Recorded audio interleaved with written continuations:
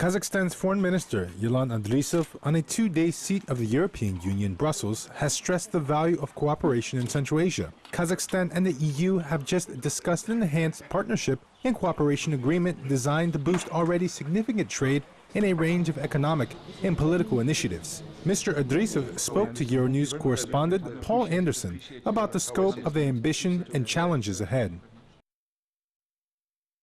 What are your key projects for this year to sort of demonstrate that this new agreement is up and running, and the ambitions beyond that?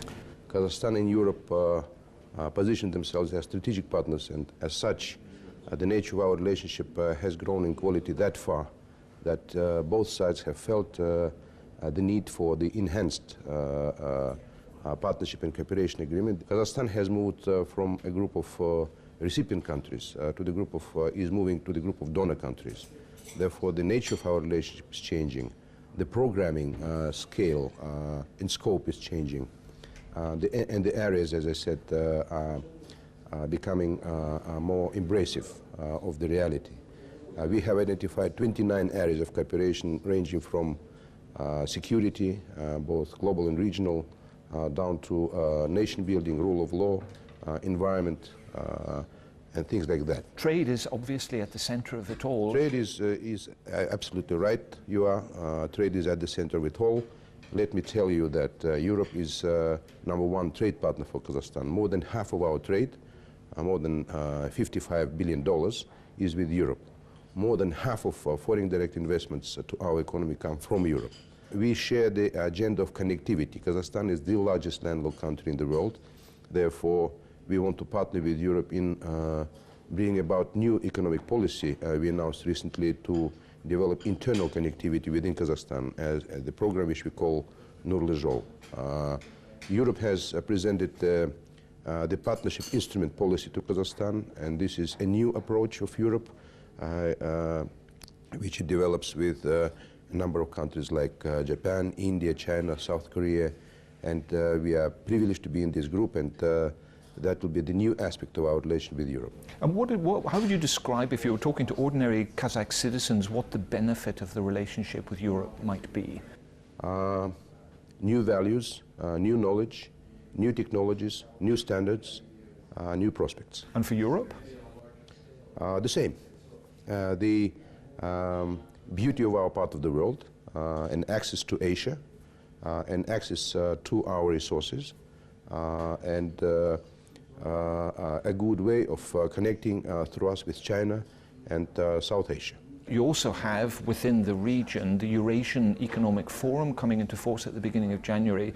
Is that an institution which could either hinder or complement Kazakhstan's relationship with the European Union? Our firm belief that it will only complement. We will aspire together with our partners, Belarus and Russia, to build an efficient, effective, strong, reliable, forward-looking union. Our vision for the union is not introvert. We took note, very good note, of the words pronounced by the new president of the European Commission, Mr. Juncker, that the European colleagues will start looking very closely at the opportunities for the dialogue between EU and Eurasian Economic Union. This is a long way. This is not an easy issue, and we welcome this very pragmatic and well-informed approach. If you look at Kazakhstan's strategic position, geographical position, very close to hotspots to the southeast in Afghanistan and Pakistan, how do you see your role in terms of regional security and regional stability?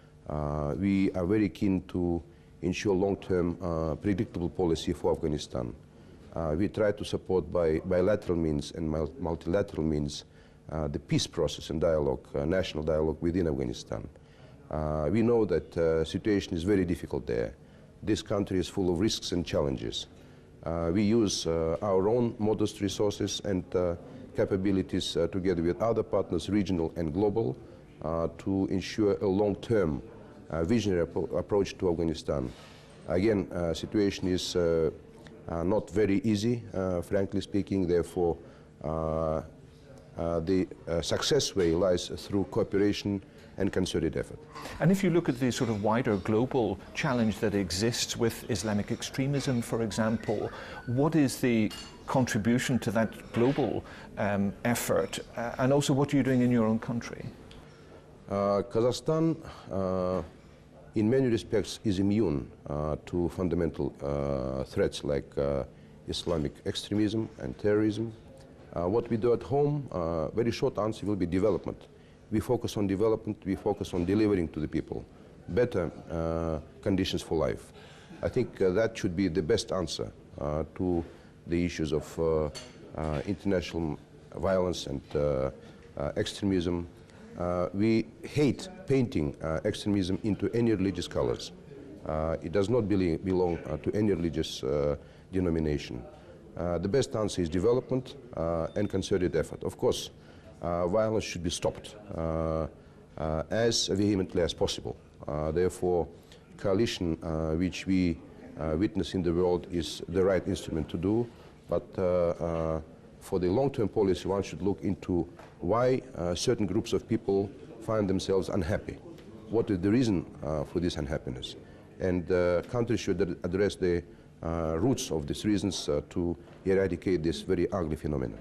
Minister Idrissov, thank you very much indeed. I appreciate it. Thank you. Thank you, sir.